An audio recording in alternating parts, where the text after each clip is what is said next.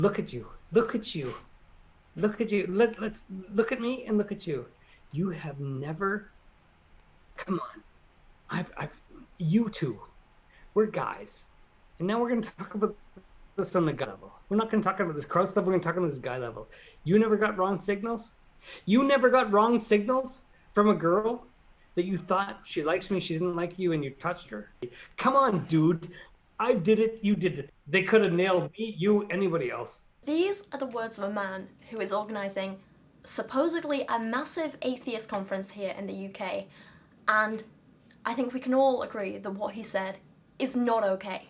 I'm making this video today because I'm genuinely worried about the people attending this convention, whether it be speakers or guests. I do not believe that this is a man who will protect and care for the people at his event, and that is something that needs talking about. You guys know I'm very big on the whole critique the idea and not the person thing, but for Lance Gregorchuk, I am willing to make an exception. His ideology, his ideas, his views, this crap that he is spewing is so, bound up in who he is as a person and a package, and we can't just take these comments in a vacuum, because these aren't just views and ideas.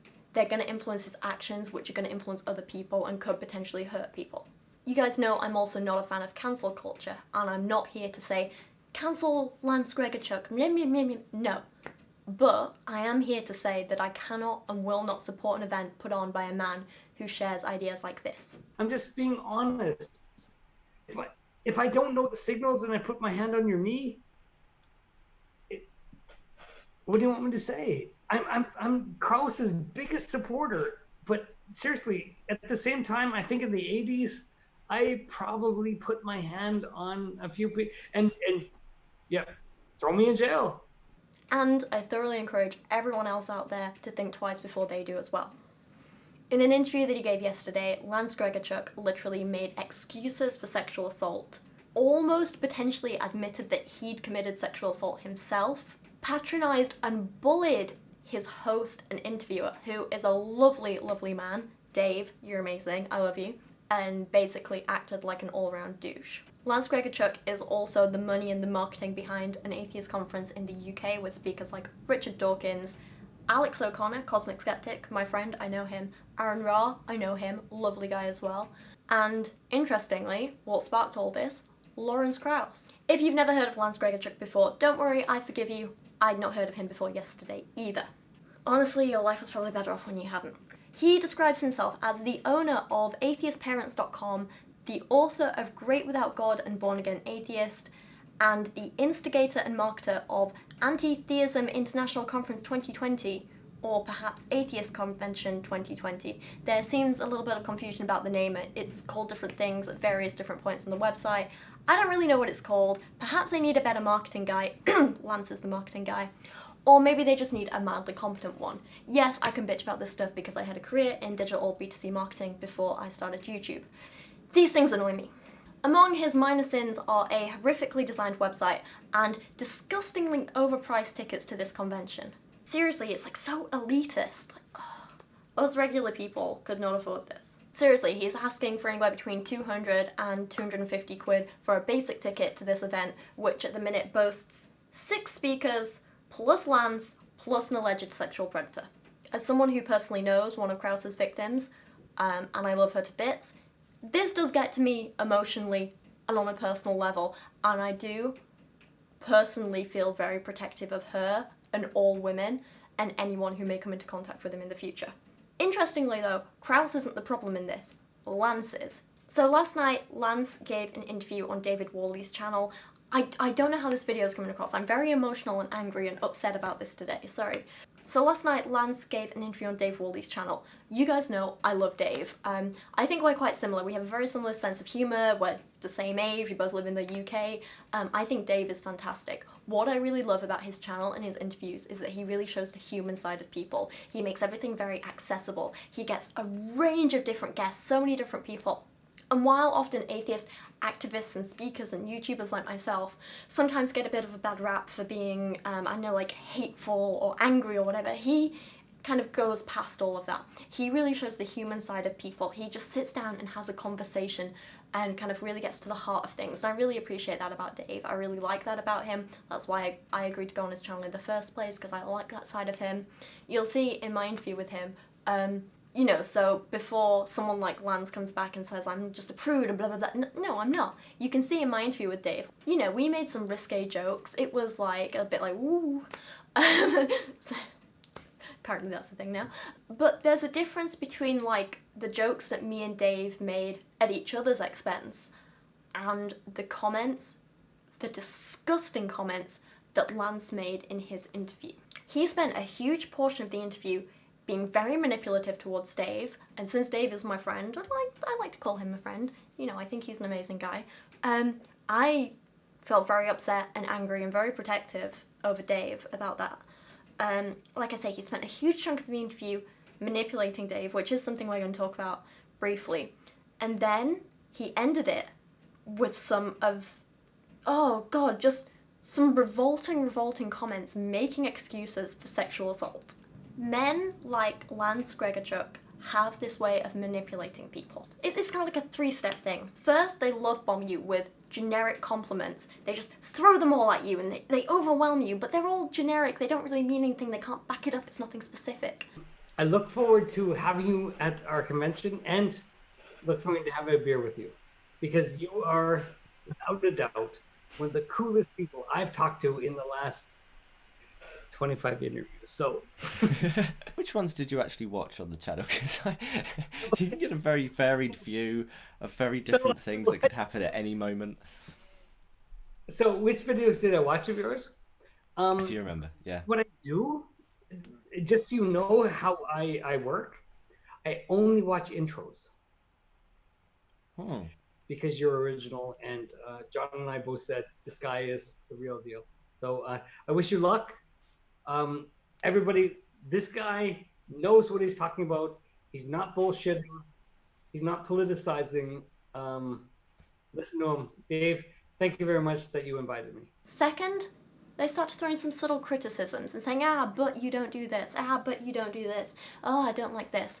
And then third, they tell you they're going to help you.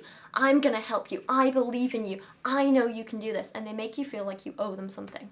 I'll tell you the truth right now. You have not, you're just being like a run-of-the-mill kind of, you know, everybody asks me that same question. But you haven't challenged our thinking. You haven't challenged what we're thinking. You haven't challenged a Dawkins. You haven't challenged, like, you have your kind of like run-of-the-mill, I'm kind of happy, things are good, and maybe I should ask this question. But you haven't asked any hard questions. So this is what I believe. How old are you? 30? 26. 26. Okay, so let me explain how life works. This is what I believe. Between 0 and 30, your whole thing is like, I want to be a millionaire by the time I'm 30. I want to be famous. I want everybody to know me by the time I'm 30. So every single person's like, okay, by the time I'm 30, I'm going to be a millionaire. I'm going to be famous. I'm going to do this. And then you hit 30 and you didn't hit it.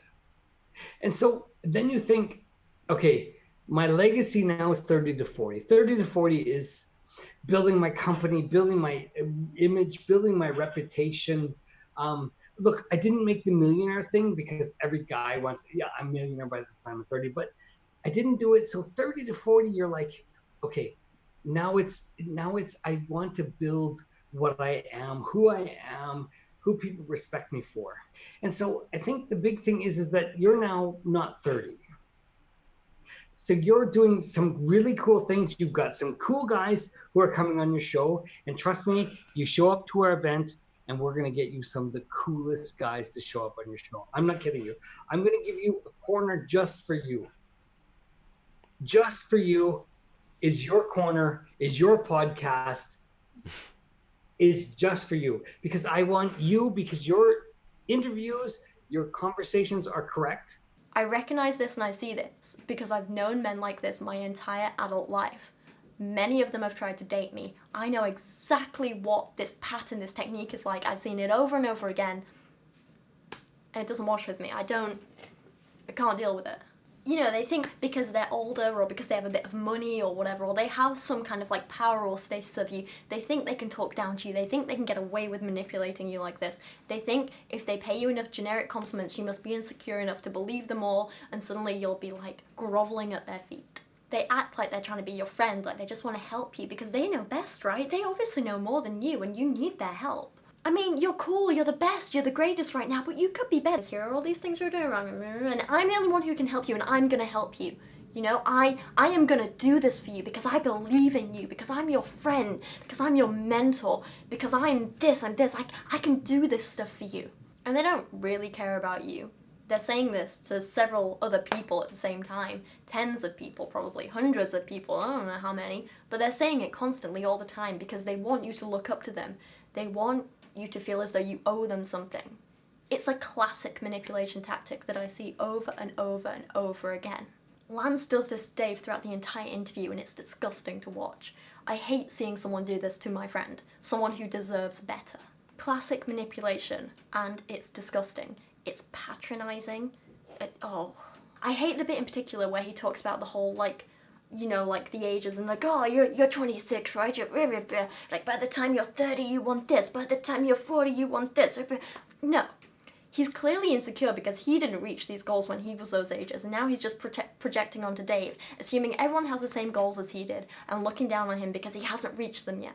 Not everyone wants those things, not everyone needs those things, not everyone needs to go at the pace that you are setting, Lance. Dave is awesome. Dave is killing it in so many areas of his life. He's learning as he goes. He's getting better all the time. He's going to be amazing. He is amazing already, but he's going to be even more amazing. Dave, like so many of us, is going at his own pace. He's setting his own goals. He's reaching those goals. He's setting more goals. He's doing awesome stuff. You don't need to be patronising and setting him these arbitrary goals of, by the time you're 30, you need to do this. By the time you're 40, you need to do this. You're just projecting your own insecurities onto him, and it's not okay.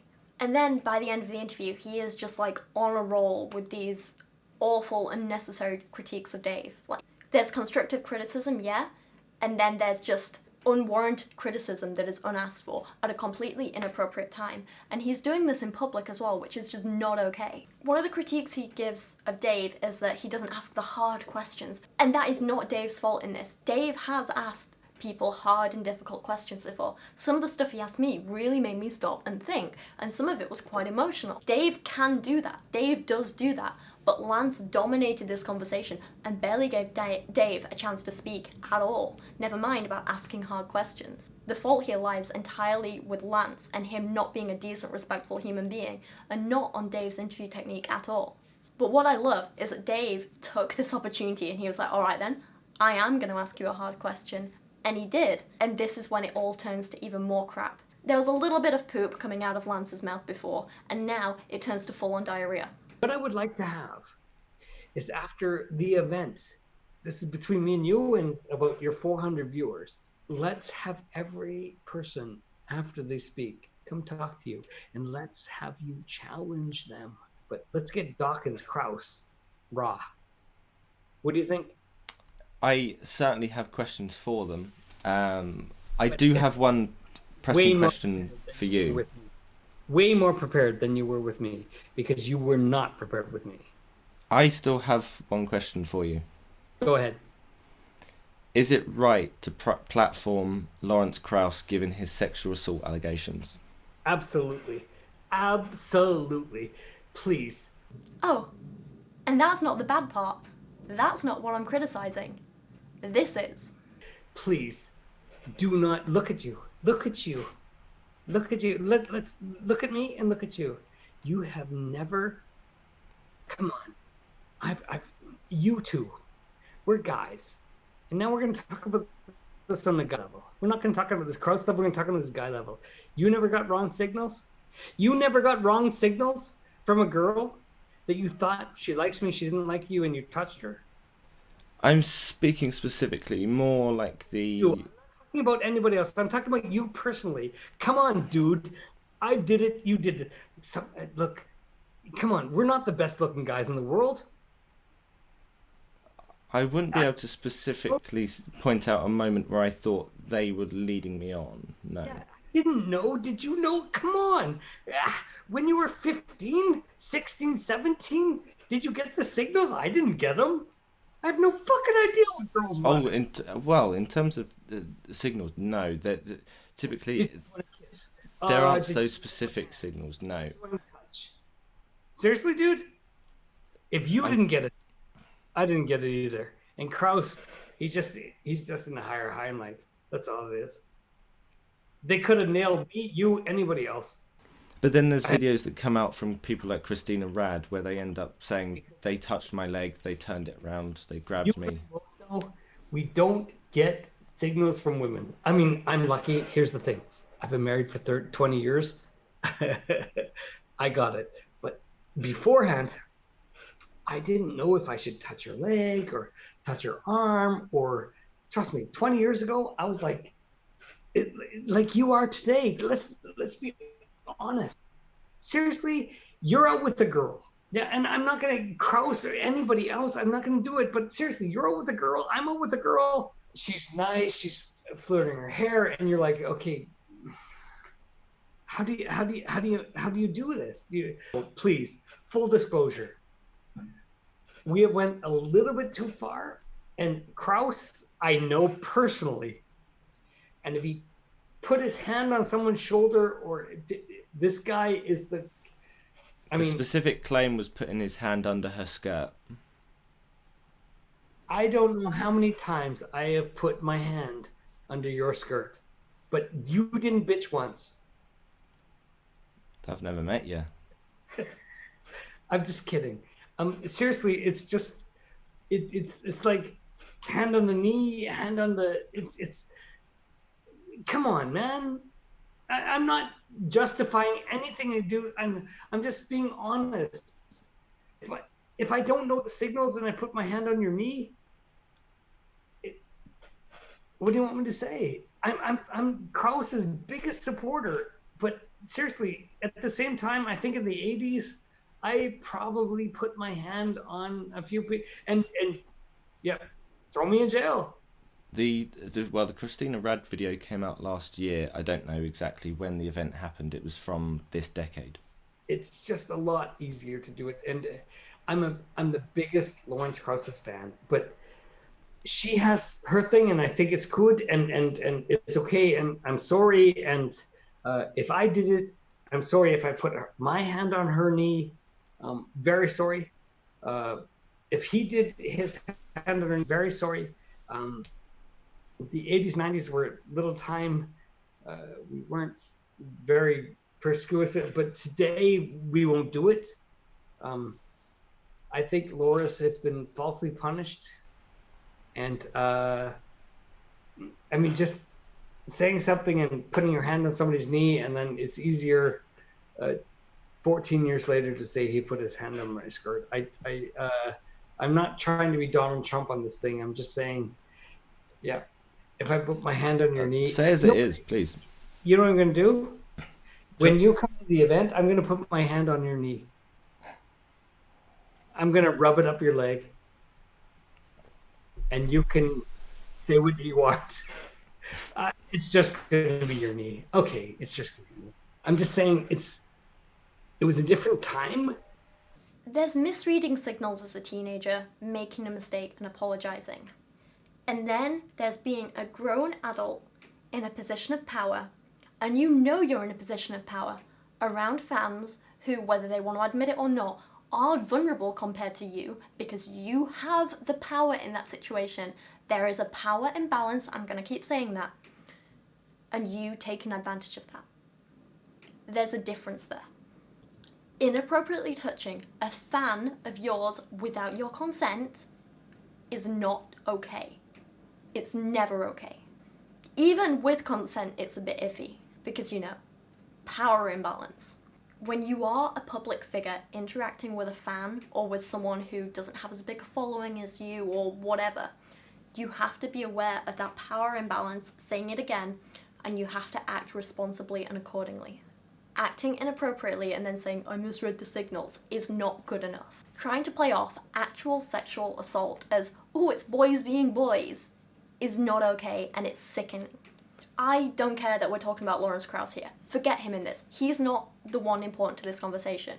What we're talking about is how Lance Gregorchuk responded to sexual allegations against someone. His reaction is what's important here and what's disgusting. Forget that it's Lawrence Krauss at all. You have a person here who has allegations against them of sexually assaulting someone whilst in a position of power. And your response to that is to say, come on, I'm going to put you in a similar position of power where you're going to be around many other women. If something happens again, boys will be boys. Just misreading the signals. It happens to all of us. That's not okay. Making excuses for his behaviour, putting him in that same position again, where if the same thing happens again, we know you're probably just going to make more excuses for his behaviour, makes me think that the people attending your event are not safe. You don't care about their safety. You're not going to maintain their safety.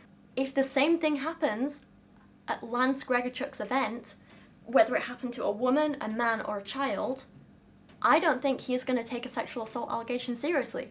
I think he's just going to say boys will be boys. I think he's just going to make excuses, because that's what all the evidence points to. As a host of an event, you have a responsibility to keep all attendees safe, whether they're speakers or guests. That is your responsibility, and that should be your top responsibility. Based on the comments he gave in this interview, I do not believe that Lance Gregorchuk would act in any way to ensure the safety of his guests or attendees at his Atheist Convention 2020.